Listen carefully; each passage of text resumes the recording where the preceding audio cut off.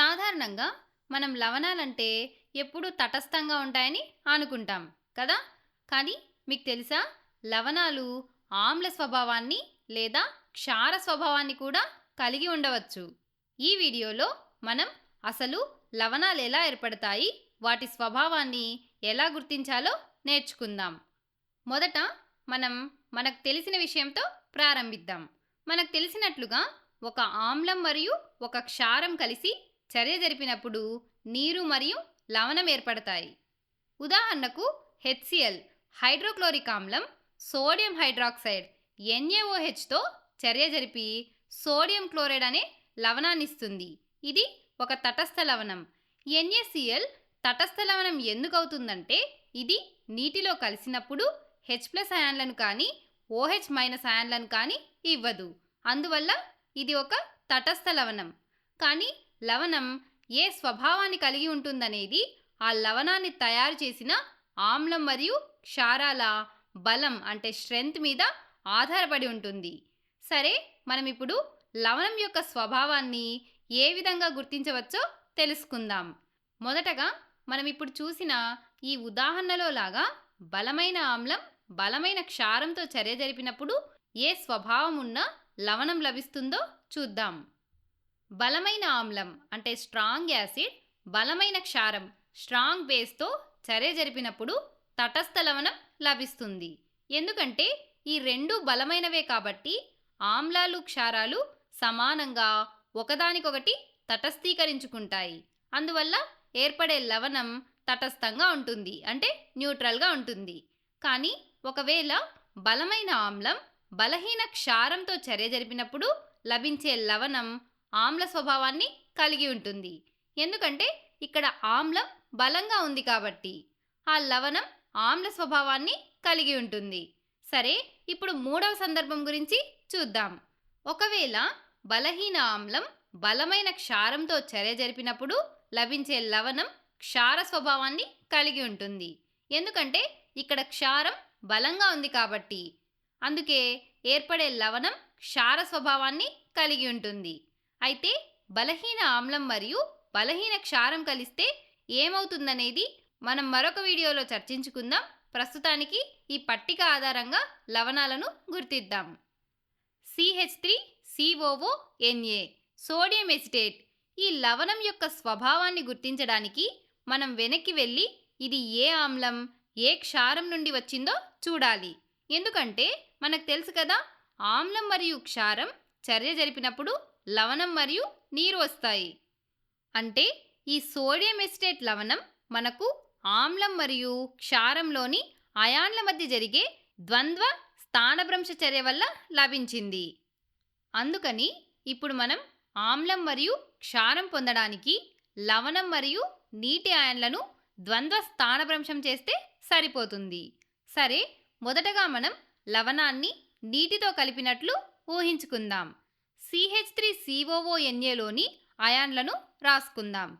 CH3COONaలో CH3COO- ion లేదా estate ion మరియు Na+ ion ఉన్నాయి. అలాగే నీటిని మనం H+ మరియు OH- అయాన్లుగా రాసుకోవచ్చు. ఇప్పుడు వ్యతిరేక ఆవేశం ఉన్న అయాన్లను కలిపి చూద్దాం. ఎస్టేట్ అయాన్ మరియు హైడ్రోజన్ అయాన్ కలిసి మనకు CH3COOHని ఇస్తాయి. ఇది ఎసిటిక్ ఆమ్లం, ఎసిటిక్ యాసిడ్. సోడియం అయాన్ మరియు హైడ్రాక్సైడ్ అయాన్ కలిస్తే మనకు NaOH వస్తుంది. ఇది సోడియం హైడ్రాక్సైడ్. కాబట్టి ఈ ఆమ్లం మరియు క్షారం కలిసి మనకు ఈ లవణాన్ని ఇచ్చాయి. ఇప్పుడు మనం ఈ ఆమ్లం మరియు క్షారాల స్వభావాన్ని కనుక్కుందాం. అంటే వీటిలో ఏది బలమైనది మరియు ఏది బలహీనమైనది తెలుసుకుందాం. సోడియం హైడ్రాక్సైడ్ అనేది ఒక బలమైన క్షారం, స్ట్రాంగ్ బేస్. ఇది నీటిలో పూర్తిగా అయాన్లుగా విడిపోతుంది. మరియు ఎసిటిక్ ఆమ్లం అనేది ఒక బలహీన ఆమ్లం, వీక్ యాసిడ్. మీరు దీన్ని వెనిగర్లో చూసి ఉండవచ్చు. ఇది పూర్తిగా అయాన్లుగా విడిపోదు. కాబట్టి ఇక్కడ మనకు ఒక బలహీన ఆమ్లం మరియు ఒక బలమైన క్షారం ఉన్నాయి. ఇప్పుడు ఈ లవణం యొక్క స్వభావం ఏమిటో మీరు ఊహించగలరా? మనం ఇంతకు ముందే తెలుసుకున్నట్లుగా లవణం యొక్క స్వభావం బలమైన భాగం మీద ఆధారపడి ఉంటుంది. ఇక్కడ మనకు బలమైన క్షారం ఉంది కాబట్టి ఏర్పడే లవణం ఒక క్షార లవణం అవుతుంది.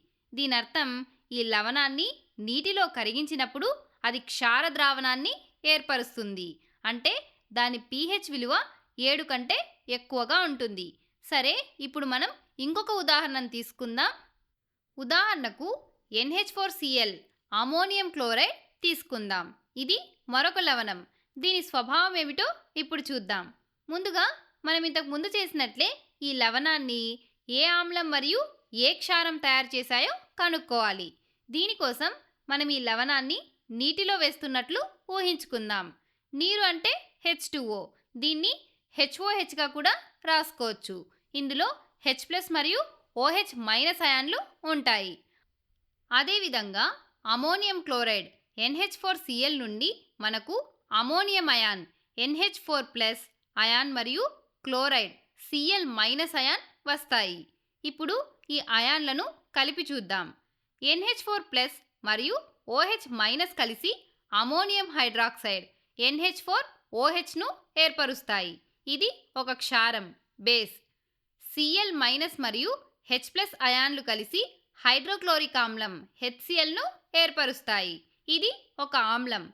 అంటే అమోనియం హైడ్రాక్సైడ్ NH4OH మరియు హైడ్రోక్లోరిక్ ఆమ్లం HCl కలిసి అమోనియం క్లోరైడ్ NH4Clను ఏర్పరుస్తాయి.